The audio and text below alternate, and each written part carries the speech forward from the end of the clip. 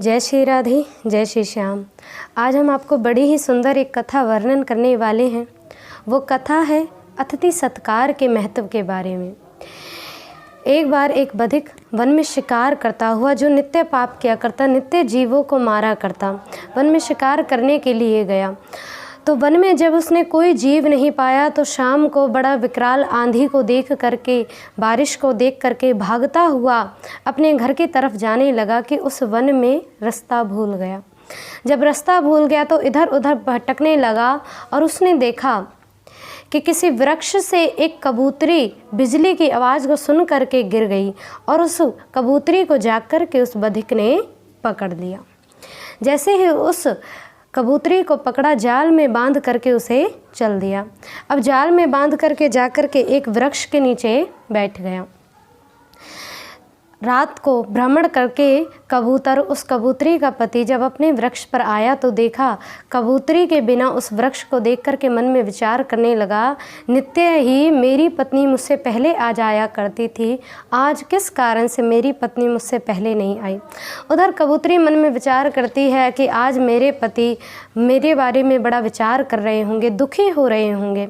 कबूतर अपनी कबूतरी को, अपनी पत्नी को ढूंढने के लिए उस वन में भटकता है कि उस वृक्ष के नीचे दृष्टि करता है जिस वृक्ष के नीचे वो बधिक बैठा था।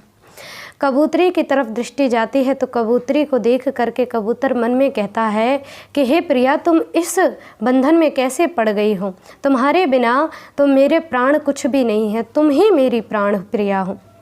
जब बार बार ऐसा वर्णन करता है तो वो कबूतरी कहती है कि प्रभु, हम एक पक्षी स्वरूप हैं, हमारा जीवन धिक्कार के समान ही है, व्यर्थ ही है, तो क्यों ना हमने अपना जीवन अब तक अधर्म रूप में बिताया है, अब कुछ धर्म करने का समय आया है तो हम वो अवश्य ही हमें करना चाहिए।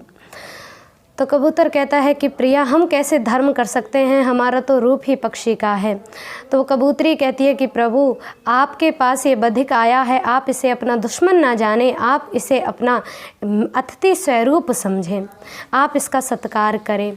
उसी समय बधिक कबूतर कहता है कि प्रिया, हम एक पक्षी हैं, हम इसका कैसे सत्कार कर सकते हैं, तुम ही बताओ।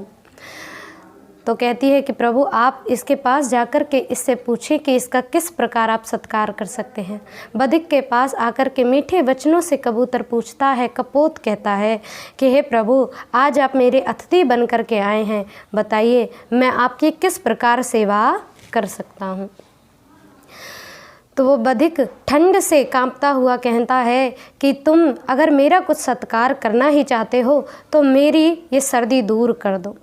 कबूतर उसी समय कुछ पत्ते, सूखे पत्ते ला करके उनमें अग्नि प्रज्वलित करके उसके जाड़े को दूर करता है, सर्दी दूर करता है। तो अब बधिक से पूछता है कि प्रभु, अब मैं आपका क्या सत्कार कर सकता हूँ। तो बधिक कहता है कि अब मुझे बड़ी ज़ोर से भूख लगी है, मेरे लिए कुछ खाने का प्रबंध करो। कबूतर मन में विचार करता है कि हम इसका कैसे प्रबंध कर सकते हैं, क्योंकि हम तो स्वयं दाना चुग कर के अपना पेट भरते हैं। कबूतर ने अग्नि में, उसी अग्नि की तरफ दृष्टि करी और मन में विचार किया कि सारा जीवन हमने व्यर्थ गंवा दिया, अब तो हमें अवश्य ही धर्म करना चाहिए। तो कबूतर अग्नि की परिक्रमा करता है और उसी अग्नि में अपने आप को प्रवाहित कर देता है, उसी अग्नि में अपने प्राण त्याग करता है। कबूतर के इस कार्य को देख करके उस बधिक के मन में त्याग उत्पन्न होता है, वैराग्य उत्पन्न होता है। पुण्य कर्मों के कारण, पूर्व जन्म के पुण्य कर्मों के कारण उसके मन में जो त्याग आया, विचार करता है कि मैंने सारा जीवन व्यर्थ गंवा दिया, पाप करने में गंवा दिया, और तो और इन जीवों की भी मैंने हत्या करवा दी। तो उसी समय अपने इन पाप कर्मों को याद करके उस कबूतरी को वो छोड़ देता है। जैसे ही कबूतरी को छोड़ता है, कबूतरी कहती है, पति बिना मैं क्या करूँगी, और वो भी उस अग्नि में प्राण त्याग कर देती है।